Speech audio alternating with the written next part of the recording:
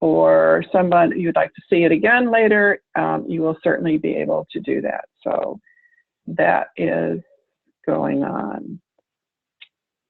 Great. If you have questions as we go along, please type them into the chat window or to the Q&A area, either one, and we will keep track of them as we go along.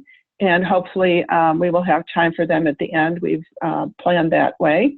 And the last thing in terms of housekeeping is that if you have requested a certificate of participation for professional development purposes, it will probably take us a few days. I would say if you don't see it by Tuesday of next week, give us a ring. But in the meantime, check your spam folder. These certificates, for whatever reason, seem to have an affinity for your junk mail folder. But we will be getting those out.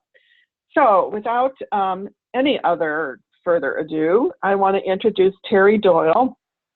And I'm going to go ahead, Terry, while we're doing this, and unshare my screen so that you can get your slides up.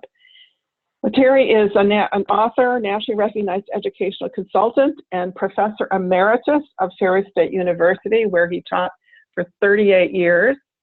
From 1998 to 2009, he served as the senior instructor for faculty development. Terry has spoken on ways to use neuroscience, biology, and cognitive science research to develop a learner-centered approach to teaching on more than 300 campuses around the world. He's also given many, many keynote addresses at regional, national, and international conferences across the U.S. In fact, that's where we met him originally, where he was doing a presentation for the training people at the United States Air Force. He's the author of multiple books, including Learner-Centered Teaching, Putting the Research on Learning into Practice, and Helping Students Learn in a Learning-Centered Environment, A Guide to Teaching in Higher Education. He's going to focus today on his latest book, which was just published in December, or the second edition of which was published. It's called The New Science of Learning, How to Learn in Harmony with Your Brain. And I know I can always use a little bit more harmony in my life. It's a best-selling book, and just as a thought, this is my new favorite gift to young people that I give them when they're going off to college or even to high school. I think if they had an idea what was in the book and what Terry's going to share with me today, they would find their advanced education experiences even better. So maybe I didn't. Okay, so Terry, you need to click on that little share button in the middle of your screen, or on the green share link.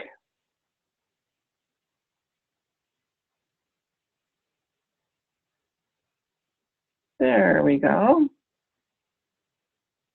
Oh, and I think I may have muted you well. So I'm going to unmute your, hang on a second, there.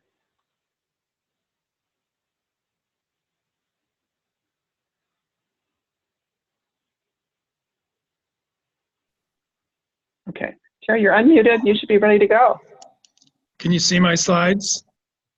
Yes, if you put them into slideshow, that would be, oh, perfect. Okay. Wonderful. All right. Good morning, everyone. Thank you for tuning in today. It's a pleasure to talk to you about my favorite subject, which is how all of us learn. I want to begin by just presenting just a little data that creates a context of what our students, our young people in particular, face today. The world they live in, if you're over the age of 40, the world they live in is so completely different than what you grew up in and what you went to school in that it's sometimes hard to understand. I'm just showing you this one little slide here about 2.5 billion gigabytes of data produced each day. And even if half of that are pictures of cats, it's still a lot of information that the students are faced with every day. As I'm talking to you, if you look at the other side of the slide, there's been over 1 million YouTube's videos viewed in the last 30 seconds that I've been talking. To put it in perspective, if you take a look at the Intel chip of 1971 compared to what it can do today, it's 3,500 times greater processing power. It's 90,000 times less, uses less energy, and is 60,000 times lower in cost. Now, if that happened to a Volkswagen Beetle, you'd go 300,000 miles an hour, you get 2 million miles to the gallon, and it would cost 4 cents. So not everything has sped up in terms of the pace of our society. But the reality is that, for example, the UN estimates in 2017 there were 2.5 million new books published worldwide. So we're just in a position as learners to confront an incredible amount of information, and the ability, of course, to discern what information is important and what's not, and what we need is one of the crucial skills we try to learn. So I want to begin by differentiating two types of learning, what I call initial learning, which is the neuroscience definition of learning. It's a change in the neurons, the connections in the neurons in the brain. This happens every time we take in new information. It happens every time you're in class or teaching students or at home reading material or whatever it is you're doing. Learning is defined as the neurons making new connections. But whether or not they ever stay together in these patterns has everything to do with what we do with that information. So I make a clear distinction between initial learning and long-term learning. And the definition I use is from Robert Bork, who's one of the leading memory researchers in the United States. He says, learning is the ability to use information after significant periods of disuse, which means if you have it when you need it, even if that's weeks, months, years later, then we say you have learned it. And it's also the ability to use that information to solve problems that arise in different contexts than the context in which you learned it, which means for young people in particular, if they can take that new information and solve other problems with it, and they can apply that information in other ways, then we would say that they have learned it. Okay, so long-term learning is what we all shoot for. Without it, you really don't get anything out of that classroom experience. You get some initial understanding, and then once that's gone, if you don't practice it, you don't have any long-term learning. So the message I really want to deliver today about learning for all of us, but in particular for high school and college students, is that it's the one who does the work does the learning. Okay, that's the most important message from all of neuroscience findings about the brain over the past 25 years, is that unless we engage those neurons and we fire those neurons and we practice those connections and we apply and use that information, then nothing really changes. We don't really learn anything. And the only one who can do that is the learner. As great as teachers can be, unless they can get the learner to do the work, nothing really changes in terms of their neural connections. So it's a very powerful way to look at learning. So I'm going to show you a video. It takes about 3 minutes, and it is a perfect description of how we used to look at learning in this country and across the world. So just hang on 1 second. I'm going to pull this up. Thought I was. I don't know where it went. Why isn't it there? Okay, so I'm not going to show it to you because I don't know what had it well, on. I think it's just two tabs over. There we go. I got it now. 2 tabs. Yeah. No, I don't have it. Oh, go back to your browser, and then 2 tabs over. You see where it says Father Guido Sarducci? Yeah, I can't get to it on my computer.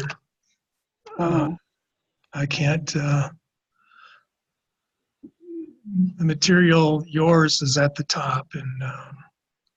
Okay, so what we can do is we can promise to set, because I remember Father Guido Sarducci. Just hope somebody else does, because I'm sure it's very amusing. So we will send out a link to that. If I can find it while you're talking, I will add that in the chat window. Okay, his message is pretty simple, that everything is just memorization. You know, his little thing is that all he teaches you at his school is what you remember 5 years after you're out of college. And for me, his message was perfect. I took 2 years of college Spanish, got A's, moved to Venezuela, Spanish-speaking country, lived there for a year, taught school, dated a Venezuelan woman, and I know about 20 words of Spanish, which means I didn't really learn anything. Okay, I don't have any long-term learning. I can't read Spanish, I can't write it, I can't speak it other than to get a beer and to keep anchovies off my pizza, but that's about it. So it really wasn't a learning experience. So we're going to go through 7 steps here that have to do with how to become an efficient and effective learner. All right, number 1 is movement and learning. Okay, what we've learned from neuroscience is that as our brains evolved through natural selection, the human brain is an instrument that solves problems while in constant motion.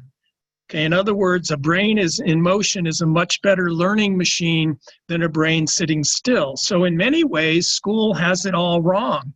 Having kids sit all day is not only not good for their health, it's not good for their brains. Our brains are much more active when we're in motion. In fact, walking, moving, mild movement, sitting, balance balls, all of these things that are now making their way into classrooms are wonderful examples. But if you're pondering something, you're trying to figure something out, you're trying to write something important, you're much better off to go for a walk and think about these things than to just sit at your desk and think about these things. Movement is great. I used to have my students do all kinds of walking discussion groups. They'd have questions, they'd leave, they'd walk for 20 minutes, they'd come back, they were more energized, they had their answers done. It was a very, very positive tool. The second thing is, we have to recognize that learning, even though there are 4 major parts to learning, which is effort and intelligence and attention, when we get right down to the bottom line, it's prior knowledge.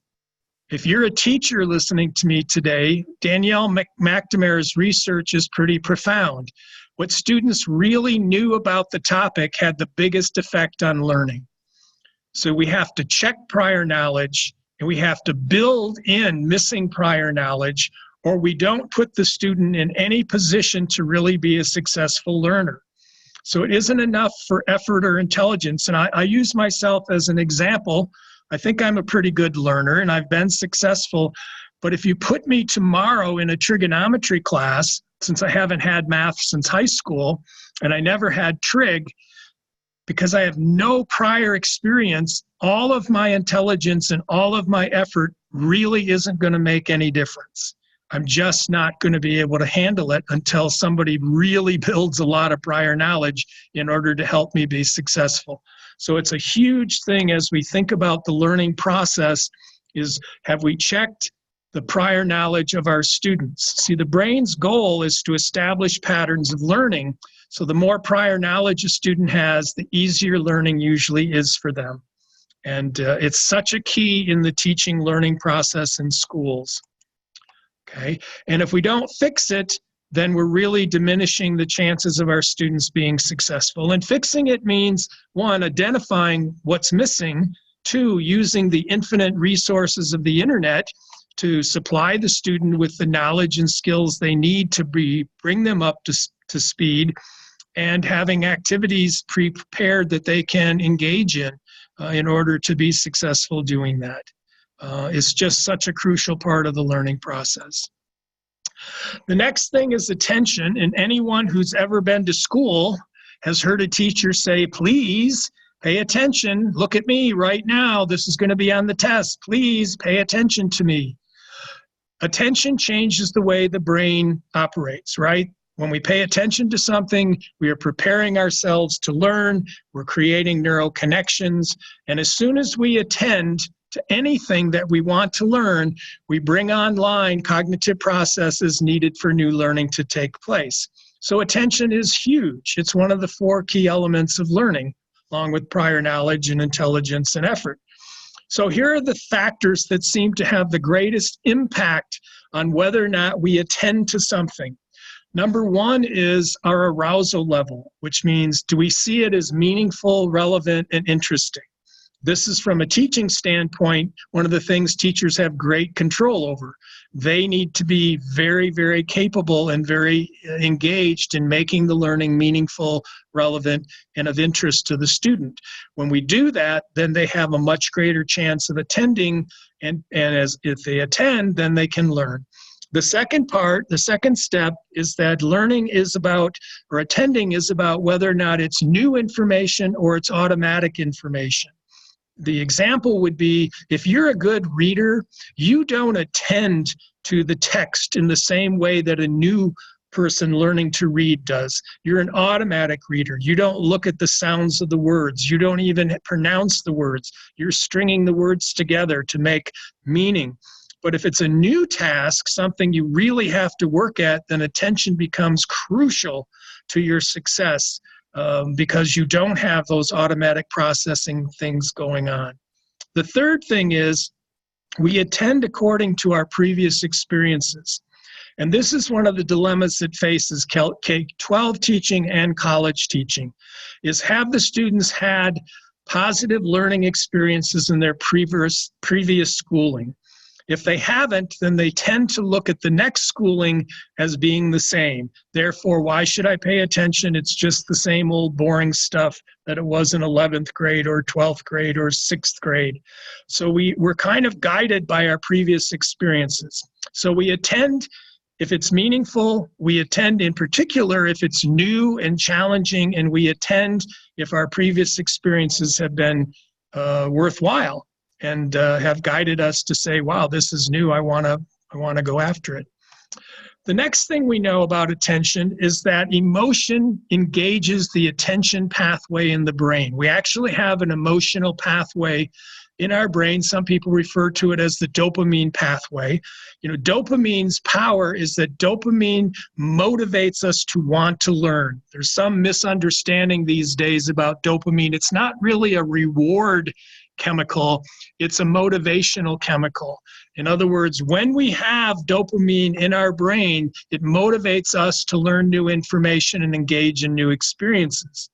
Without it, we wouldn't really be very interested in doing anything. That's one of the connections between depression and dopamine, is that without it, we're not really interested in doing much of anything. Whereas when we're emotionally engaged, our teacher got us excited about learning, we're learning something new that we want to learn, dopamine is flowing through our dopamine pathway in the brain, and we're highly motivated to engage in this experience.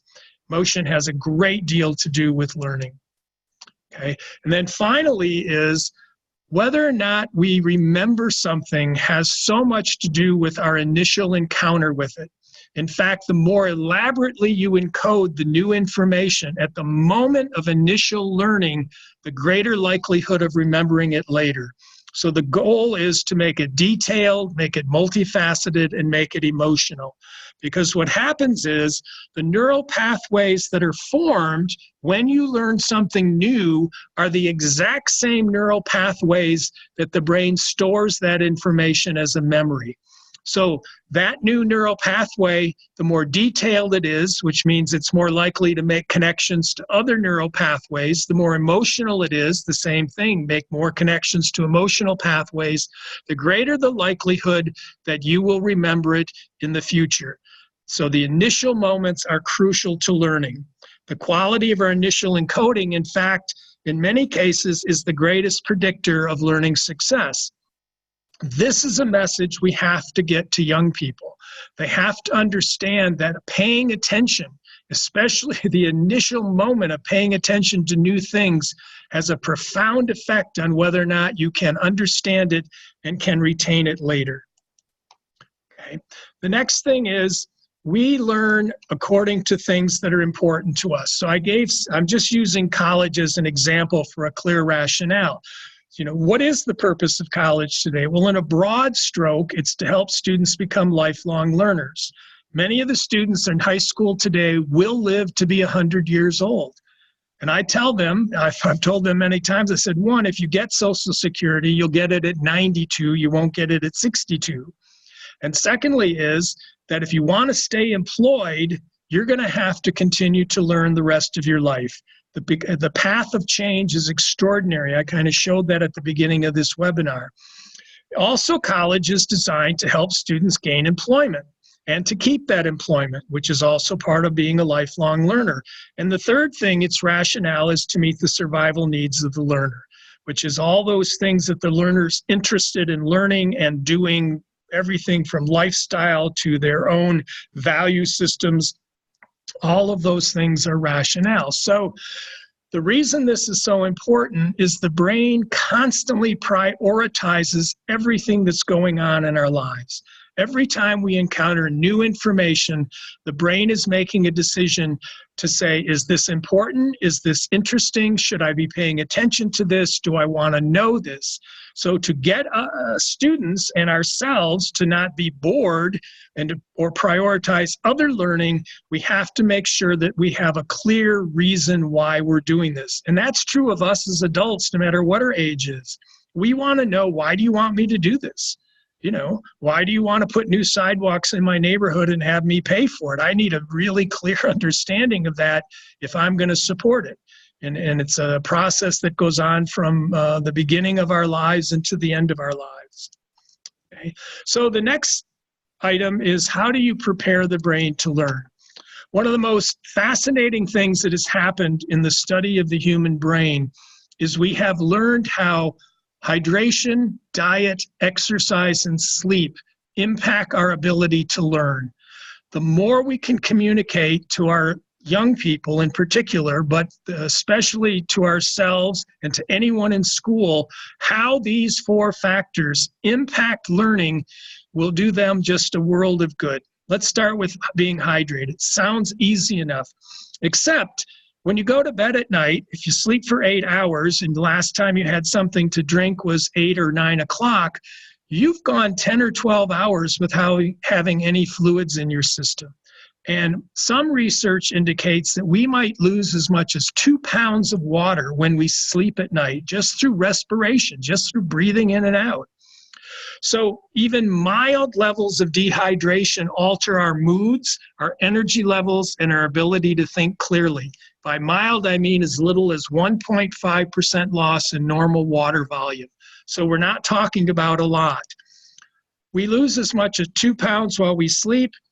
Drinking water over beverages first thing in the morning is crucial to getting a brain ready to go. On average, research indicates men drink about or need about 125 ounces of fluid a day, women about 91 ounces per day. There is no reason to drink 8 glasses of water a day. The main message of anyone in this field says, look, drink when you're thirsty. That's the key. And recognize that the things we eat also are made up of water. Even hamburger is 53% water. So the key is to hydrate the brain. The second thing is that the brain runs on its energy source, which is glucose. Okay, anybody who took 10th grade biology knows that glucose is the energy source for the brain. They also know that the only place we get glucose is from our diet.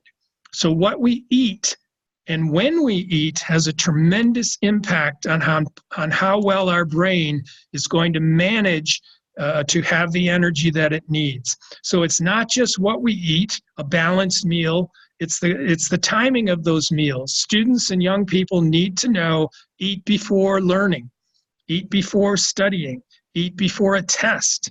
Okay, the brain needs this energy. The brain neurons are not capable of storing glucose. They have to have a constant supply of glucose in order to function at their optimum level. The next one is exercise. John Ratey, who is a psychiatrist, teaches at Harvard, wrote this incredible book, Spark, The Revolutionary New Science of Exercise in the Brain. And you're looking at the slide, this is his conclusion. Exercise is the single most important thing a person can do to improve their learning. Isn't that amazing? Exercise. And the reason is this. When we exercise, the neurochemicals that are made in the brain directly stimulate our prefrontal cortices. These are the areas of the brain that cause us to have the power to focus and concentrate and organize information and conduct our planning. In addition, these neurochemicals, noradrenaline, serotonin, and dopamine, enhance our motivation, increase our ability to stay on task. In other words, our patience level is higher. We're more optimistic, we feel better about the learning, and we pay more attention. So exercise produces these neurotransmitters that profoundly improve the brain's ability to learn. But if that wasn't enough, in 1999, a neuroscientist named Cotman discovered when he was doing work with the elderly that there's a protein that we make in our brain called BDNF. We have many different neurotrophic factors in the brain, but BDNF actually makes it easier to learn. It enhances the wiring of neurons, which underlies all human learning. He describes it, Rady does, as miracle grow for the brain. Okay, BDNF also helps us remember the new information. It also acts as a stress reducer. It actually protects the brain from diseases that can affect the brain. So exercise has extraordinary health benefits, but it has a very, very powerful impact on our learning. Okay, I'm going to give you just 30 seconds, and if you would be kind enough to read this statement, I'm going to be quiet for a moment.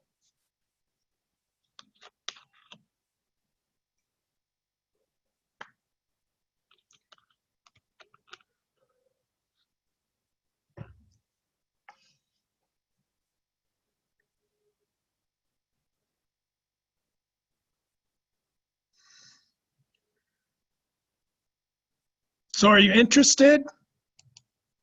It's sleep. There are 17,000 studies that have been done on sleep that conform or support every single thing that was mentioned on the last slide. So let's look at sleep as it affects learning. If you're an adult, if you're over the age of 18, you still need 7 to 9 hours of sleep a night. Almost every study that's been done comes back to the fact that 7+ to 9 hours of sleep is necessary for adults. There is a very small portion of our population, less than 1%, that do have a genetic quality, a subgene that allows them to sleep as little as 4 hours a night and do no harm to their health or to their readiness to learn during the day. But that's like 1 out of every 100 people. If they're a teenager, still need 9 to 10 hours of sleep, preschoolers 10 to 13 hours. Here's what happens even one night of sleep loss, getting 4 or 5 hours of sleep. These are the things that actually happen to us as a result of only one night of sleep loss. Reduced attention, increased irritability, difficult with memory, more impulsivity, especially in young people, slowed reaction time, and unfortunately, a depressed immune system. A loss of sleep in college students is one of the major contributors to all those colds and flus they get living in the residence halls. Okay. For example, scientists have showed us that not only does sleep affect our physical health, which it does dramatically, it's when the brain makes memories. Okay, so the first half of the night, which is your non-REM sleep, is when the brain makes memories for new factual information. It's trying to take that new information, connect it to prior knowledge, and establish that new factual information so that they're solidified. The second half of the night, our non-REM sleep, or our REM sleep, is when the brain takes all of that new factual information and integrates it to things we've already learned. That's when problems get solved. Creative ideas, we pop up in the morning and we've got a solution to a problem. All of that is taking place in the second half of the night. For students, it's so crucial that they get this sleep. That's when their memories are being made. So a student who goes to class and does a good job and takes notes and studies and then gets 6 hours of sleep is just sabotaging their own learning. Okay, just a couple other things I wanted to point out. Caffeine, which is basically the single largest consumed drug in the world, unfortunately blocks the chemical adenosine, which is the chemical that puts us to sleep. There are two chemicals involved in the sleep process.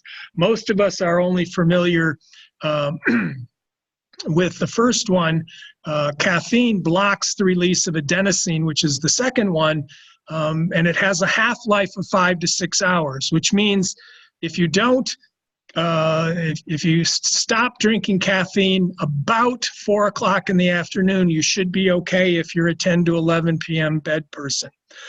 Also, alcohol is so bad for our brain from a learning standpoint that the author of the book, Why We Sleep, Matthew Walker, a sleep scientist at Berkeley, says that it actually prevents REM sleep, and as a result, we're no longer able to make those connections that create the new learning that we're after. So alcohol is something for learners in particular to be avoided when they're engaged during the week in studying and getting ready for tests. It's just something that really diminishes their brain. Okay, so let's move to the next thing. Multiple senses. If we think about the brain from the standpoint of evolutionary development, so we're going back 200,000, 300,000 years, what were the most important developments in our survival? Well, they were vision and hearing, right? If you didn't see the big animal, it had you for lunch.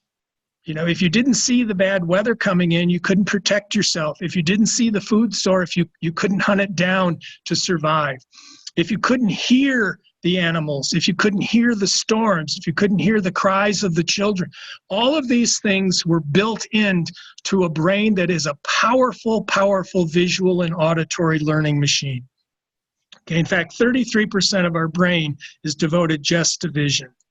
So unfortunately, one of the worst things that ever happened in education is the idea that we have very defined learning styles. We don't have learning styles. We have learning preferences. Some people like bright light, some people like soft light, some people like cool temperatures, some people like warm temperatures.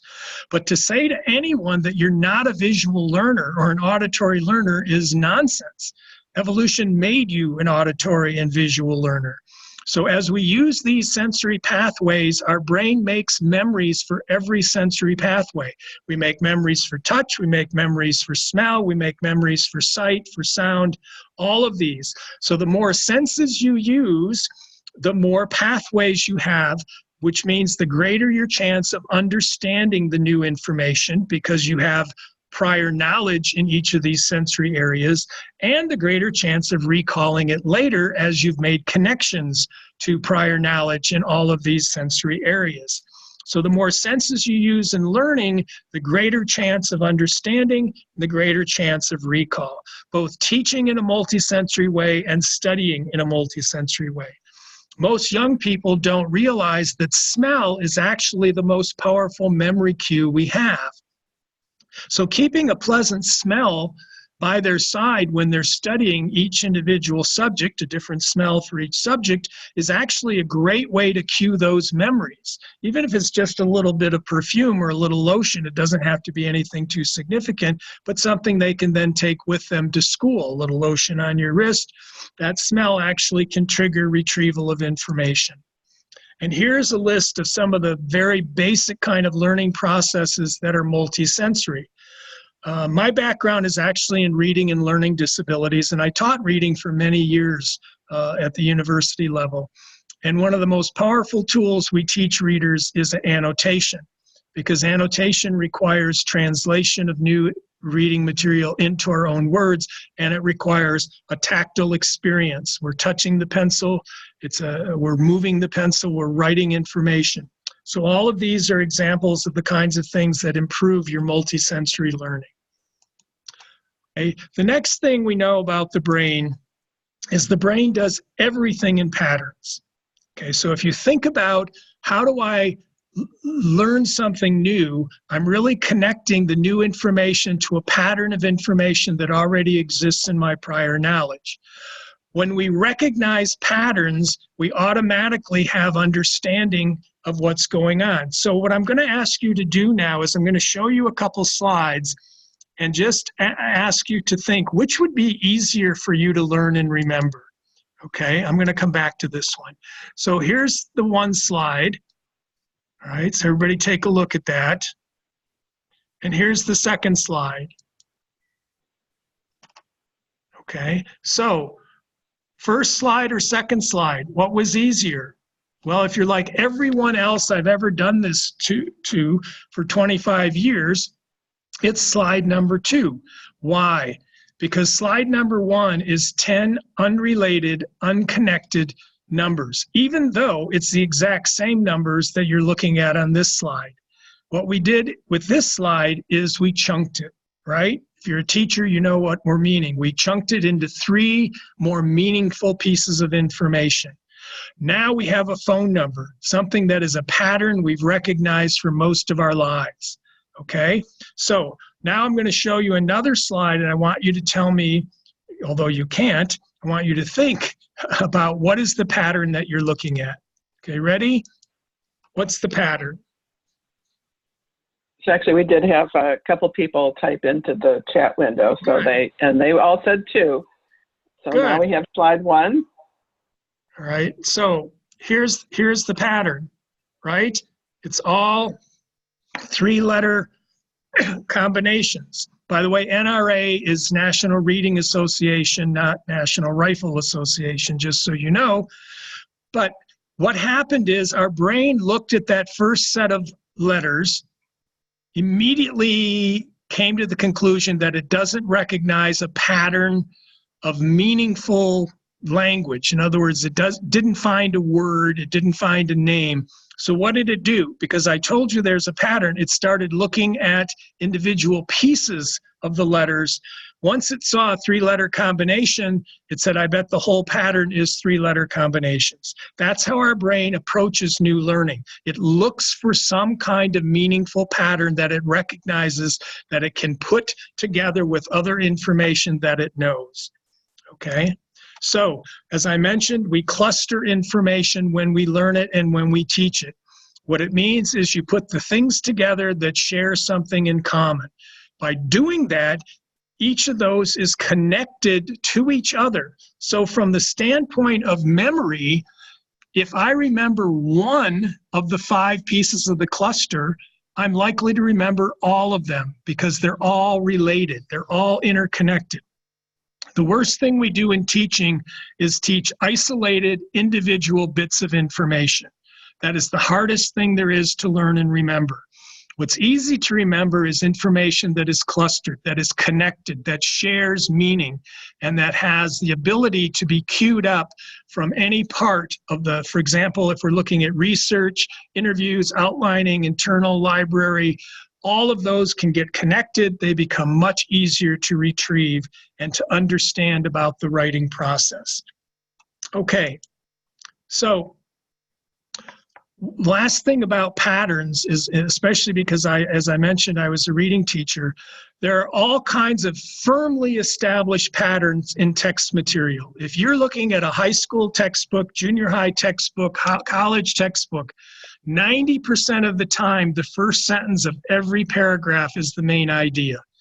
Teaching students where to look for that information and to know that main ideas are almost always followed by significant details that clarify or support them, and then the examples. Okay, this pattern is repeated over and over and over in textbooks across the world. It is done because this is an effective way of presenting new information. When does it get complicated?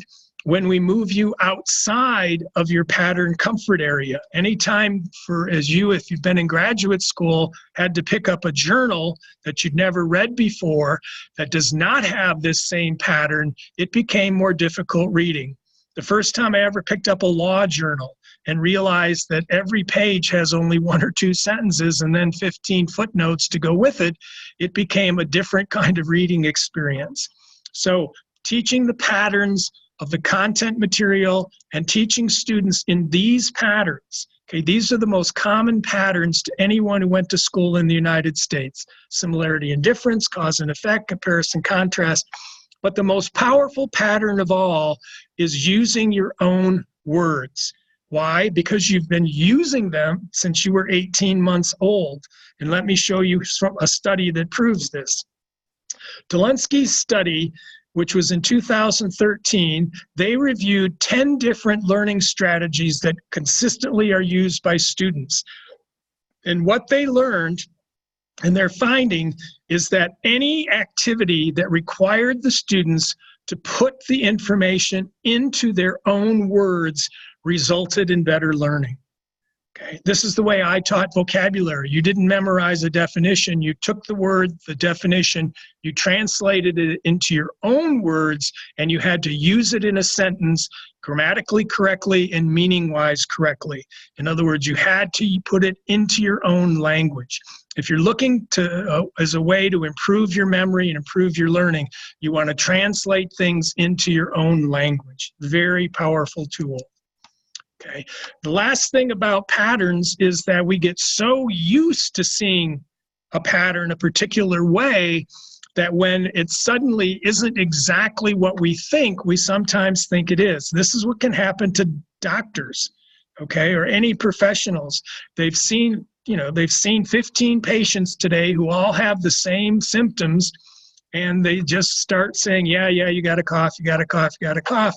And they miss the patient who actually has lung cancer. Now that's an extreme, but the point is that expectation of certain patterns can cause us to not recognize accurately what might be going on. Okay, so let's go on to the final part about memory, long-term recall. What I said at the beginning is we have initial learning and we have long-term learning. So what improves our ability to remember information? The more pathways we have, which means we form pathways through each of our senses, and we form pathways every time we use the information in a different way. Okay, so if I read it, write it, think about it, make up a song about it, okay, put it into a poem, draw a picture of it, every single one of those actions causes a different pathway of memory to be built. Okay, so the more senses we use, the more pathways we create, the greater likelihood of whatever the cue is, whatever the question is, we will be able to retrieve that information. The strength of our memory comes from practice, okay, what we call distributive practice, practice over time. Using information, every time we use information, the memory gets stronger and it gets faster. Okay, so someone who uses the information every other day for 3 weeks, in other words, they're studying every night, every other day for 3 weeks, has many, many encounters that have led to a much stronger memory of that information than someone who tries to do it all in one night. Okay, and was the information learned as part of a whole idea or concept? In other words, was it clustered? All right, so what are the 4 big factors in memory? Recent research has been very powerful in that it indicates that we actually remember what we want to remember. And let me put it to you this way. When you go to sleep at night, your brain goes through a process of, for example, we teach to the hippocampus, the small area of the brain, deep in the brain. That's where working memory is. The hippocampus during sleep sends important information to the frontal lobes for storage. The only information it sends is the information we've indicated is important. In other words, what we want to remember. How does something become important? Is it emotional? Has it been practiced, right? Is it significant to us? Is it of interest to us? Everything else that we took in that day into our brain gets sent away. In other words, it's washed out, it's gone. The brain is very efficient. It keeps what is important and it gets rid of everything else. So the connections that are not important get broken apart and are no longer available to us. The more we practice, the stronger the memory becomes, the more ways in which we use it, elaboration, as I mentioned before, and the level of interest that it has to us. But you have to understand that unless you practice and send to the brain the message, this is important, it won't make memories for it, okay? It's really efficient. It won't make memories unless we send that important. So a student who goes to class, does a great job again, takes good notes, and then doesn't look at those notes for 3 weeks, there isn't any memory of that information. When it comes to studying, they're not studying, they're relearning. Okay, so these are very, very crucial elements. So the last little part about this, I want to ask you a simple question. How many of you know the lyrics to songs you don't even want to know? I do. I do not like the song Ode to Billy Joe that you're looking at. I know the lyrics perfectly. I want you to think about that from a learning standpoint. Never took a class in Billy Joe or Ode to Billy Joe. Never took a test on the Ode to Billy Joe. Never studied the Ode to Billy Joe. What happened is I simply heard it over and over and over and over and over. So we know that we can learn things that we don't even like if we hear them enough, practice them enough, encounter them enough. Okay, so how do we strengthen our memories? We strengthen them by every time we retrieve them, they get stronger and stronger, which I had just mentioned about memory gets stronger and faster, the LTP.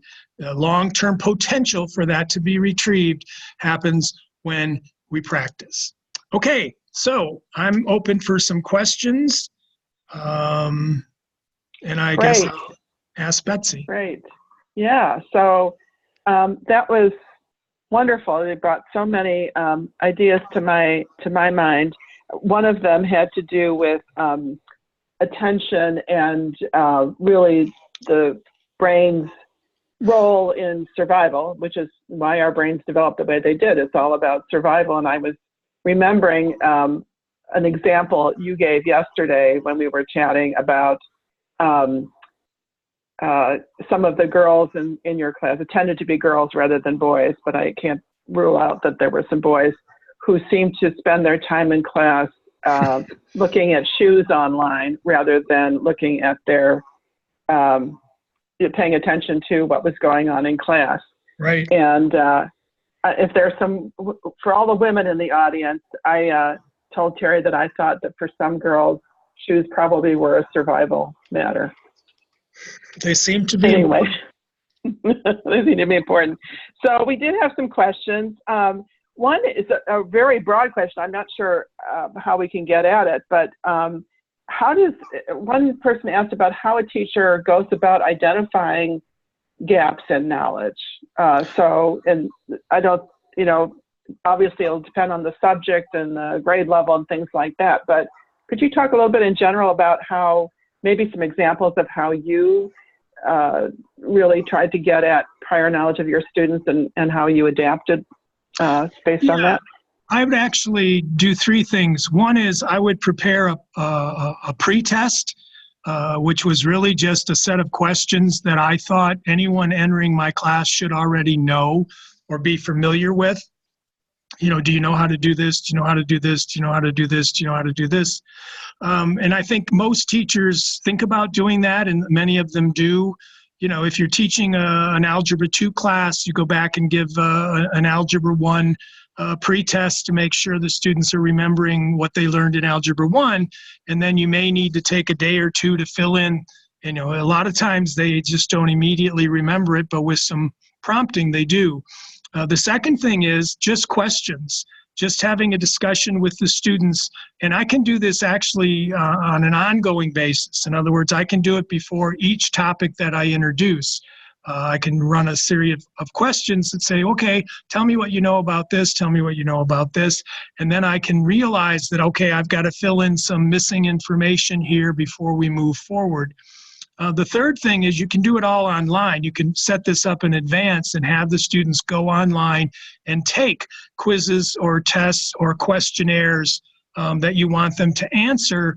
And then you can, of course, take a look at the whole class and see which questions did they miss, which ones did they get, and then you have a sense immediately of what do I need to work on the entire class, and then do I have a cadre of students that might need me to spend time after school with them for a day, or get them some online tutoring, or, set up some practice activities. But you just have to, think about what is it that they need to know to connect this new information that I'm going to teach them. Great. Want to remind everybody, please, if you have questions, Terry is a great resource, and I encourage you to ask him some questions. You can do that in the chat window or in the Q&A, it looks like we've got another question. Oh, this is just really a compliment. This information is great for teachers for their own learning as well as for their students. I think that's a great point. We have to keep learning, all of us. I found myself wondering about your comment about being guided by previous experiences. And we know that many of the students who come to our classes, I see this, for example, in my MBA courses that I teach, where I have students from different cultures, and maybe a culture that is less prone to asking questions or that's more prone to asking questions. You know, that would be a particular example besides just whether school is interesting or boring. But how do you have some ways that you would sort of confront that early on or try to get around it, because we know that so many experiences maybe haven't been as positive as they could? Yeah, I think one of the things you do, and I've had a lot of experience with Chinese students, I have to lay it out crystal clear what my expectations are in my class. In other words, an expectation is that even if you're a little uncomfortable, I'm going to need you to respond to the questions that I ask. In cases where their English was a little bit of hesitant because they didn't speak as well as they read or write, I would let them write those answers out, and then we would they could read those answers to us rather than having to do them, you know, off the top of their head. But I think it's so important that a student recognize that the teacher has a responsibility to create an engaging learning environment. And in order to do that, it means the students have to be willing to engage. And the fact that you're uncomfortable, you know, the whole purpose of college is to make you uncomfortable. You know, I mean, that's the whole point of learning new things, is to challenge you and to, so I was never unkind, but I was never, I didn't give my foreign students a pass. I simply talked to them about, you know, this is a class where there's a lot of discussion. This is a class where you have to do these things, and you're going to have to be willing to engage. And if it makes you a little uncomfortable, that's one of the things you accepted by coming to school in the United States, as opposed to where you grew up. But I try to make it as comfortable as I can. Do you think that offering students a variety of ways to, I mean, you talked about writing versus speaking. I was thinking also of younger kids, you know, elementary school age, where sometimes giving them a variety of ways to demonstrate their knowledge and their learning can be more motivating rather than just, you know, oh, you have to, you know, write out a book report or whatever. I think there's choice is a really important part of a learner-centered practice. We get better performance when we give people choices, but that has to be balanced against what is the learning outcome of the course. What's the skill set that's trying to be evolved? You know, if we're trying to teach you to write, then I'm going to have you write. You know, but if I'm in a position where I can give choices, then I should be giving choices. If you want to draw it, if you want to write it, if you want to perform it, you want to sing it. If the outcome is you demonstrating your knowledge, absolutely. So it just depends on what the you know, everything is guided by your learning outcomes. You know, I mean, education is a pretty easy thing in the fact that it's just clearly a reversed engineered process. We start with what we want them to know when they're done. And so we just have to look at, you know, what activities will produce, you know, and meet those particular outcomes. But choice is hugely important in creating more interest and more motivation. Right. Another question was, and I don't think this was from the math teacher, but maybe it was. When you have providing students with the rationale and the reason for learning something, you know, like if you have third grade students who can't figure out why, you know, who think that math is irrelevant, how do you, any suggestions about making helping students understand the relevance and the importance of the material that you need them to learn? Well, I think that's one of the jobs every teacher has, is to sit down in their planning process and find those answers. Whether that means looking online as how other people have explained why it's important, or talking to their colleagues in terms of assembling reasons why it's important. It's an individual process. I mean, I really see it as one of the most important jobs we have as a teacher. And there's no doubt that sometimes the answer is that it's building and scaffolding to something that will become a little clearer to you as you move down the road. The bottom line is that we're not just teaching you to add and subtract and multiply and divide. We're teaching you to think about those things and how to do them. And we're formulating your brain and building. So you have to have really thought this through as a teacher. And I'm a real proponent of going and looking for people that already have the answer. I mean, the internet really is almost an infinite resource. And so you can usually find other teachers that have come up with great explanations as to why third grade math is important. I grew up where the only answer was that my mom said, because I told you to, but that's not really a good rationale for teaching. It's not going to motivate the dopamine system in the brain, that's for sure. No, until your dad gets home, that was a motivator. Yep, that could be. I often think about some of the work that we do with teachers where looking at a lesson, looking at some skills that we want students to develop. And when I found that teachers often have a hard time understanding or getting at the essential learning, which is really the why, and that there's just so much stuff that gets shoved at teachers and says, you have to teach this, you have to teach that, you have to teach this standard and that standard, that sometimes the why is lost. And when we as teachers don't have the why, then we're not as engaged, and certainly our students aren't going to be. And so rediscovering the magic of that why, I think, is really important. Yeah, there's definitely a disconnect between what happens day to day in the classroom and what happens in the legislatures and the departments of education, who make up these things. That's always been a dilemma for anyone who teaches. Right. The other thing, Betsy, that I didn't mention is if they want more information, they can go to my website. It's just learnercenteredteaching.com. And everything on there is free. It's all my work, my research, my writing, presentations. It's pretty simple, learnercenteredteaching.com. And that's how they can get a hold of me, and that's where all my other information is. Great. Well, I've added that in the, oops, I didn't mean to do that privately. And another quick question, I think we got time for this last one, because I think this is a really good one.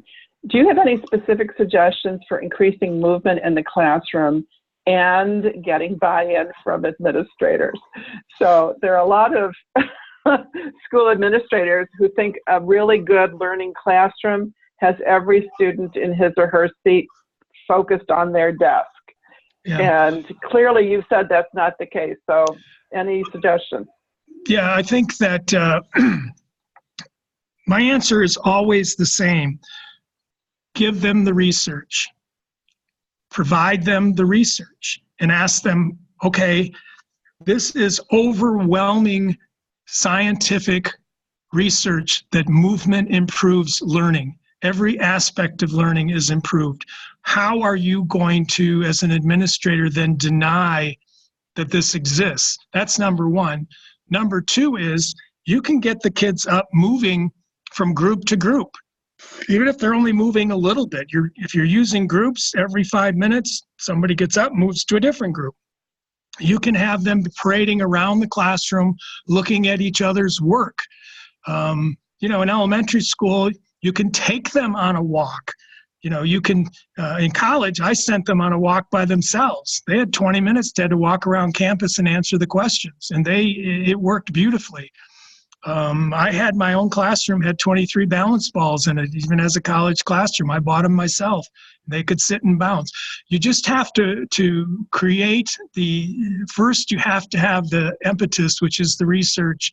And secondly is you have to say, look, let's try this. My favorite word in education was pilot. Let's pilot this. Let's try it out and see what happens. But the research is there. It's very, very clear. Movement, exercise. Just get Rady's book. John Rady's book, Spark, The Revolutionary Science of Exercise in the Brain.